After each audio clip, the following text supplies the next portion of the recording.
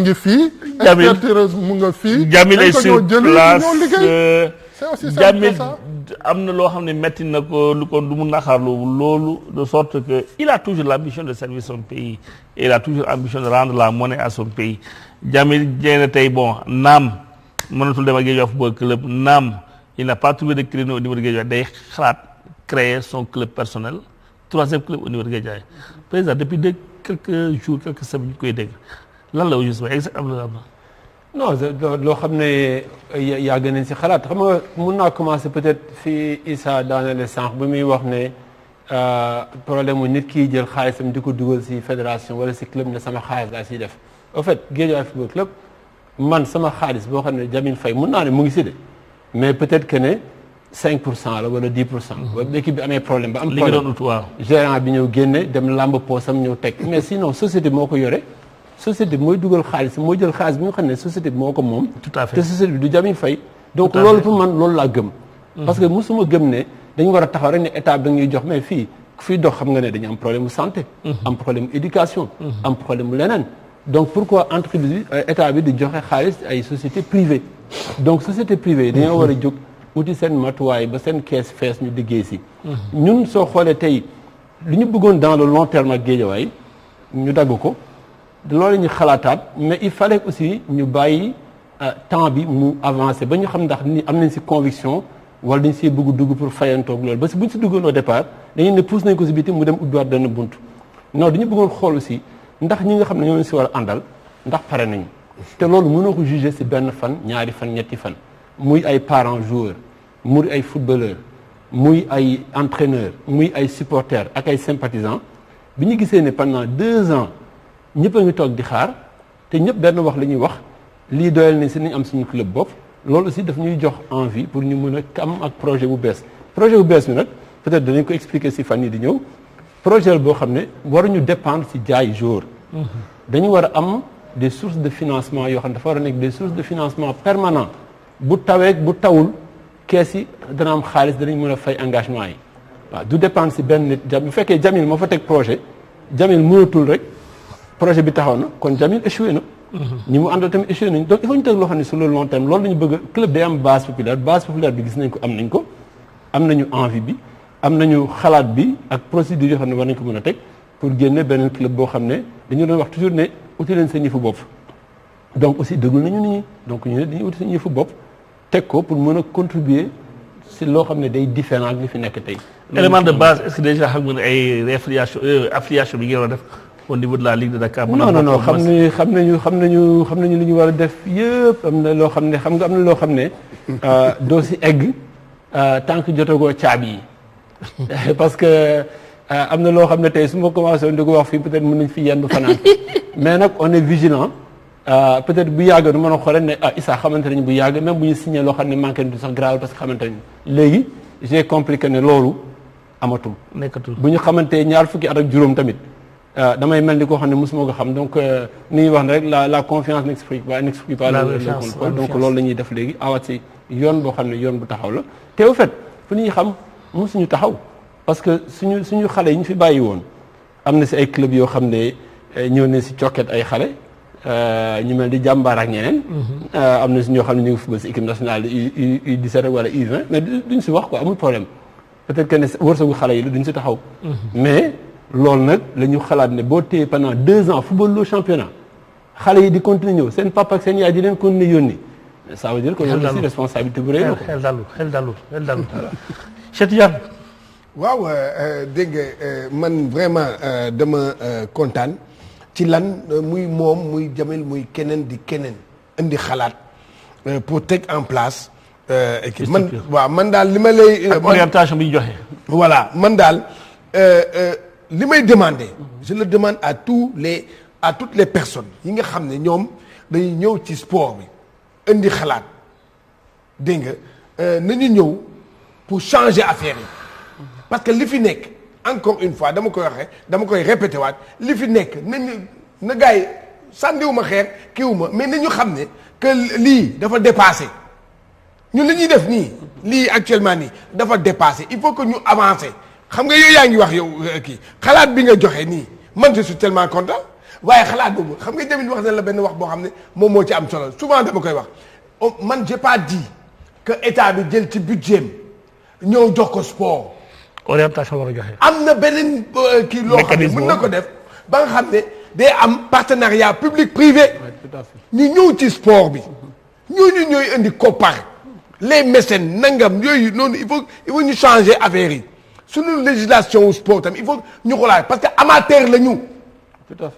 il faut que ñu xalaat loolu tant que defuñu ko ñun du ñu avancer kon nag ñoom ñii di ñëw indi xel xalaat loo tax man souvent bu ñuy wax ba sax ñu ne non non yow da nga faral diw déedéet parce que diw dafa ñëw indi xalaat bu bees dañu ne professionnel mais nag nga mën a gis ay professionnel soi-disant professionnel ah différent ci ay taatu kii ci ay taatu stade loolu ay professionnel la ah. ay professionnels yoo xam ne say néegu stade. ah ay néegu stade. c'est. ay néegu stade. waaw doo déglu ma la. waaw mais non mais am na yoo xam ne. mais loolu yow yàgg na. dégg nga équipe non c'est équipe nationale Sénégal sax. waaw dans les années 90 daan nañ faral stade. voilà xam nga loolu yàgg na. waaw waaw léegi nag léegi laa la wax. dama ne tey jii Nicolas xoolal tey jii ah ay comme ni mu ko waxee am na loo xam ne dama ko ci yokkal moom na ma club yi fii wax Ligue Pro 28 lañu. na kenn rek génn ma ci benn année rek bilan financier certifié na ma ko génnal ate nañ ma ko génnal dama leen di défier ñoom ñëpp bilan financier certifié laa wax mooy comme li Jamil di wax mooy que maanaam kii comptable ñëw xool ñëw déposé ba waaw amul mais amul c'est n'importe quoi am nañu moyen bu ñu koy doxalee bien sûr dama ne moi je vais toujours de l'abord c'est-à-dire bi ñuy door Ligue Pro en 2008 2009 fekkee nañ ko Cheikh Tidiane fekkee nga ko ñëpp fekkee nañ ko c'était la FIFA et l'État du Sénégal quand il y a tricherie aujourd'hui dans le fonctionnement le mécanisme au total il y a l'État à la base il y a la FIFA à la base parce que Jérôme Champagne bi ñu yónnoon FIFA bi FIFA yónnoon fii dafa ñëw fekk nawetaan l'engouement qu'il y avait avec le lancement de notre confrère la 2STV yaakaar le monde du football sénégalais bu ñu yokkoo nawetaan tuuti ça avance parce que mais quoi dama lay expliquer benn affaire ci gis nga maanaam la fuite suñu experts yi dégg nga xam nga lu koy indi souvent mooy maanaam ñoo xam ne tekkiwuñu dara ci sport bi ñoom la ñuy jox baat ñoom la ñuy jox kàddu nañu waxante dëgg non tey jii ñooñu la ñuy wax ne ñooy nekk ci club yi di buumi ñaa ngi woo par exemple non mooy club yu bëri yi ngay gis fii Sénégal kii nga xam ne moom mooy indi di joxe kooku baatam fee lañ koy teg tey jii dama lay ne loolu laa doon wax léegi muy Jamil muy yow Issa Touré muy keneen woo nit yooyu mais aujourd'hui les personnes boo leen xamee ne que ñun Sénégal sunu football. pourtant quoi mu ngi ci biir football bi mais auditeur la au niveau de la CAF et c'est un président de ligue de football. Ablaye Fall et pourtant xoolal kooku xam-xam affaire fiscalité affaire xam-xam ci football ci sport nu muy doxalee xam-xamam boobu lu tax mënuñu kaa utiliser. ñu koy utiliser. non fédération moo ko copté. non le président de la ligue de Diourbel. non président fédération moo ko copté. waaw président de la ligue de Diourbel. président moo ko yabal au niveau de la CAF mu nekk auditeur. non doo dégg la ma la dama la gouvernance waaw dama et puis en plus la. balaa nga koy yóbbu waaw d'accord il fait partie de la gouvernance de la CAF aujourd'hui. waaw d'accord dama ne balaa ngay yóbbu fële ca kaw. yow mii tey jii yow balaa loolu yow sa kër nga yebal ma sa kër ma defar kër gi ba pare. balaa Sonacos kan ma ko wax. lan. non Sonacos loolu c'est autre chose la. les clubs kii là les clubs. comme société yooyu loolu moo dépassé. ay clubs paramilitaires yooyu ñoo dépassé. douane ba léegi muy wane moom douane ba léegi muy wane moom. oui mais c'est que Nicolas il faut que ñu. waaw douane ba léegi muy wane boppam. waaw non oui ma xoolal avec ça on n'avance pas ñun ñu ngi def ay affaire yi ngeen xool ni avançons à reculons. waaw ñun dañuy def rek dañuy avancer mais avancer wu ñu nañ leen waxante dëgg. ok dernier point aujourd'hui le Jaraaf boobu j'avais président ba may dem on discute de la CAF Amat a été réhabilité mais Augustin Senghor un bon profil pour la CAF point d'interrogation. je sais pas kan ma wax loolu. man maa posé question. man maa ko wax question la. waaw. je sais pas Amat a été réhabilité loolu constat la. tribunal arbitral des sports moo ko réhabilité dañ ko sanctionné par la FIFA en novembre. tey tas boobu. ne carrément il continue la présidence au niveau de la CAF. mais avant ça. il y a 4 candidatures. Patrice Motsepe de l'Afrique du Sud. Yahya Ahmed de la Mauritanie. Jacques Anouma de la Côte d'Ivoire. et Maître Augustin Senghor.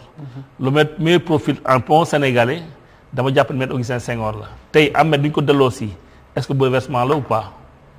Bon, bouleversement, je sais, oui et non, parce que oui peut-être parce que ñëpp xam nañ ne ku nekk président ci organisation am nga benn influence booy exercer si ñi nga xam ne ñoom ñooy membre fédération voilà donc sur loolu mën naa ne oui d'un autre côté mën naa ne non parce que je pense que ne si li ma comprendre si décision temporaire ou tribunal arbitral du sport mooy il n'est pas candidat.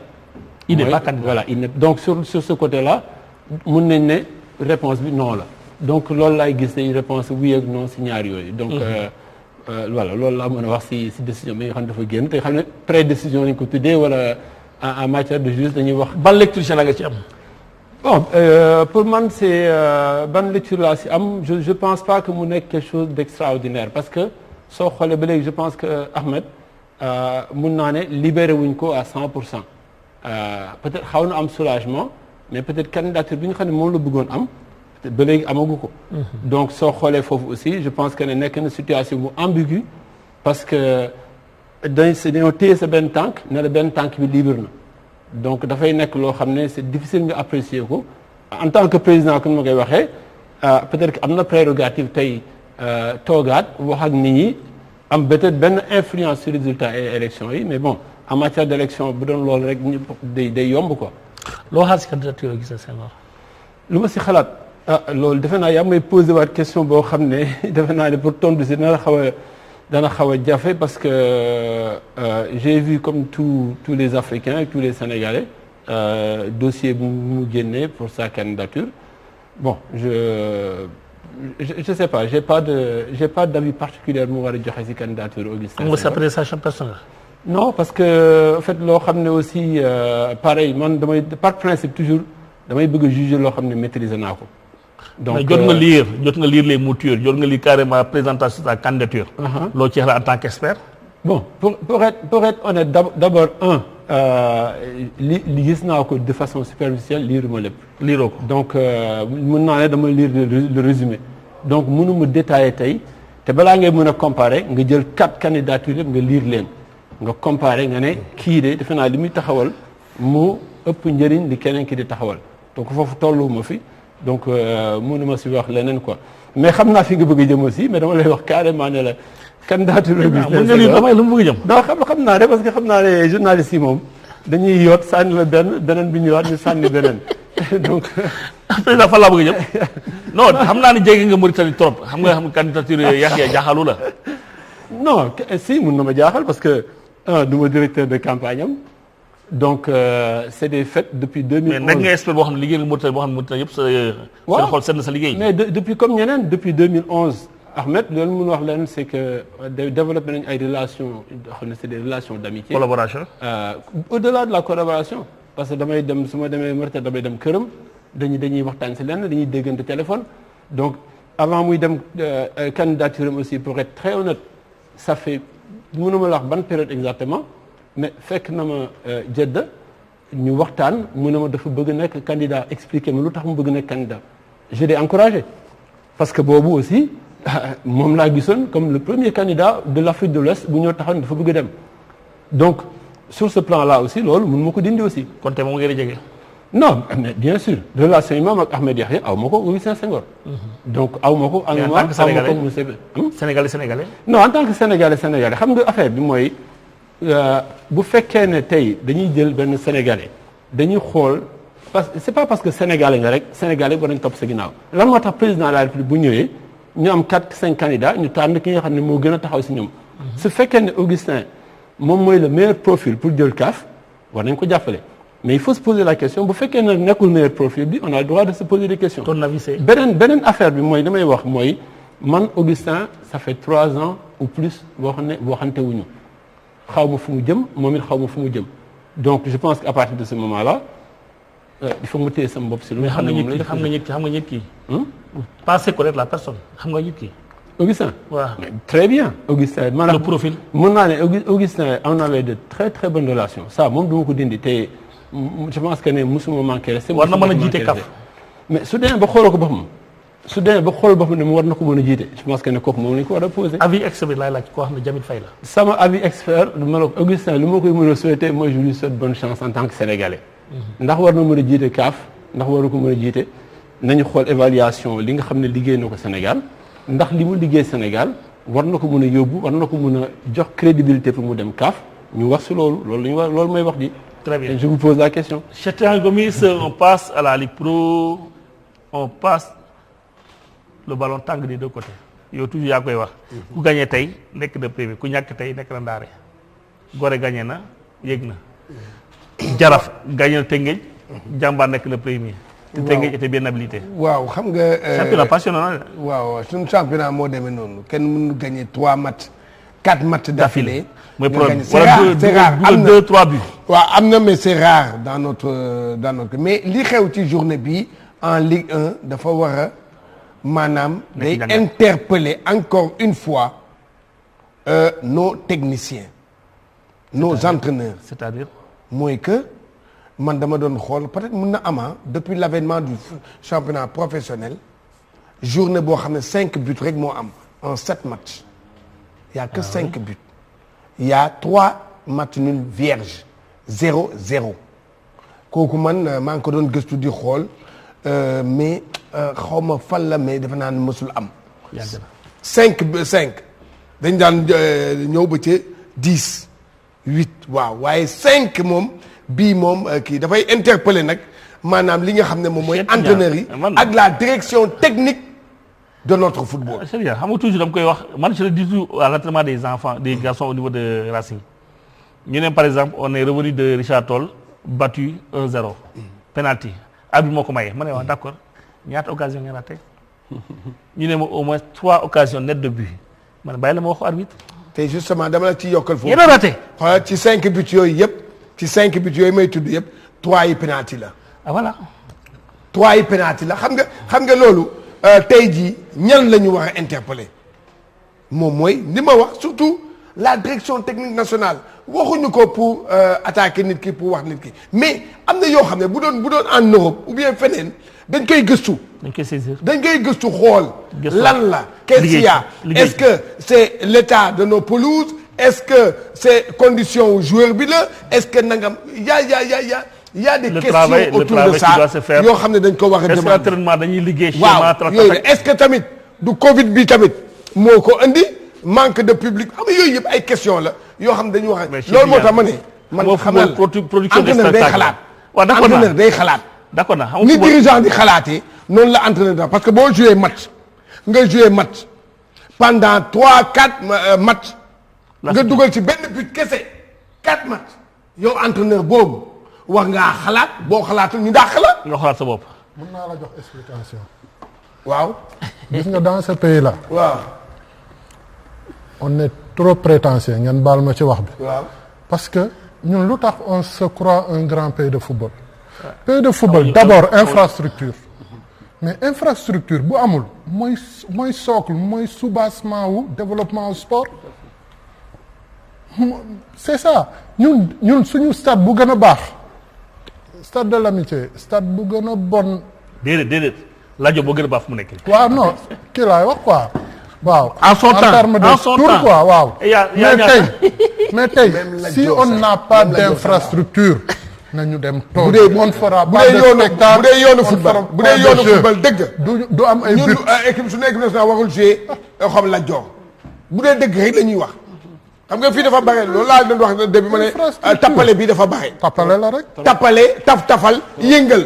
loolu moo am fii Sénégal dañoo liggéeyul ci wàllu sport comme li ngay wax tey jii li gën a loo xam ne c'est inadmissible wax ma mu ngi nii yéen ñii surtout moom Jamil ban dëkk la am capitale boo xam ne amul stade homologué par la CAF et à la FIFA Sénégal rek y a que le Sénégal capitale bi amul stade. et puis en plus. waaw on est numéro 1 non doo dégg li ma la wax. FIFA. en plus d'être numéro 1 de la président en plus non c'est il faut le dire hein, avec beaucoup d'audace. En plus d'être numéro 1 de la FIFA en Afrique, le Sénégal est deuxième en Afrique. On exporte plus de 200 joueurs chaque fin de saison sur la scène internationale ñuy am seen contrat seen salaire. donc léegi ñun le problème moom mooy est-ce que dañuy liggéey parce que fait boo xoolee. capitaliser dañuy liggéey pour génn ay joueurs. c'est-à-dire rang bi ci mbedd mi pour ku lay woo na ngay transmettre liggéeyuñu pour que écosystème. Cheikh Tidiane loolu lay wax toujours la politique d'orientation de l'État du Sénégal c'est tout lay wax. ça état nan lay suivre loolu à la base. ci un club de Ligue 1 aujourd'hui c'est surtout les clubs de national ñooy toog di transférer ay joueurs. surtout en plus national et cetera alors que les clubs de Ligue 1 ils sont concentrés dans leur objectif. Où est la politique d'orientation de l'État du Sénégal par rapport à ça? mais Nicolas pire que ça est-ce que xam nga ne tey am na ay footballeurs yoo xam ne ñi fi nekk di football Ligue 1 Ligue 2 ñoo leen daax football xam nga lu ñuy def dañuy dem football yi si benn groupe wala association yu demee noonu du ñu jël licence. pour mën a ñu transférer leen. mais ça c'est un échec. loolu mooy waneen donc ñun suñu professionnel dañu ko xoolaat. voilà il y en a plein et moi je peux te citer des joueurs de Guédiawaye yoo xam ne seen temps bi ñu nekk vice champion ils sont 3-4. bu ma leen waxee nee nañu président football ñu fenn parce que wóoluwuñu gars yi dañuy toog di xaar donc lii football dimanche ba agent ñëw jël leen ñu nekk joueur libre ñu transféré leen. dëgg la donc dañuy jouer seen carrière sur loolu. te ma yokkal la ci président ñooñu ñuy transféré fédération sax du xam sax xam nga lan la yëg ñu gis joueur bi nekk Saint-Étienne rek ñu ne voilà mu nga Saint-Étienne ñu gis ko PSG ñu ne mu nga PSG. alors que après voilà et que il faut que président il faut ñu xam lenn mooy que. nañu nangu lenn ngir yàlla ak yonente ba maanaam les résultats de l'équipe nationale A c'est l'arbre qui cache la forêt. ngir yàlla ak yonente ba. ministre dans ton élément merci. temps bi doyul une heure temps la jeex na je pense qu'on a épuisé les sujets relatifs à ce débat du jour à R2G on avait vraiment le plaisir de revoir encore Djamil Faye merci président. merci beaucoup merci. La porte vous est largement ouverte au niveau de Walfadjri parce que importe moi je dis c'est pas moi c'est pas Djamil. C'est pas Issa Touré, c'est pas Cheikh Tidiane Gomis mais cette jeune génération qui a besoin de réussir par le sport naka la ñuy tette parce que xale bi lay déglu daa mel ni enseignant xale son élève son étudiant li ngay wax loolu lay déglu mu jàpp la repérage mu jàpp la modèle yaakaar naa Walfadjri loolu la war a nekk merci mon frère et ami. mais maa ngi remercier encore waa Walfadjri. je pense que nous vous devons beaucoup le volleyball. Vraiment, on est là pour vous. Merci pour tout. On est là pour tout. On est là pour vous. Nous osons croire que di ngeen ñu accompagner ci suñu ñefe buy ñëw nii quoi parce que wax nañu lu yàgg léegi ñoo nekk ci affaire bi. loo ci wax il faut ngeen jàpp ci. man de xam nga lan la. waaw jàpp leen ci de waaw. 100 jours laa leen may. bu ma gisul dara fii laay toogaat wax leen sama ñetti. 100 jours mooy 3 mois. waaw 100 jours laay mel man ku falu dama lay bàyyi 100 jours. après xaar la man maa ngi bàyyi leen seetaan bu ma paree fii laay taxaw bu ma kenn wax nag Gomis a ngay waxaat.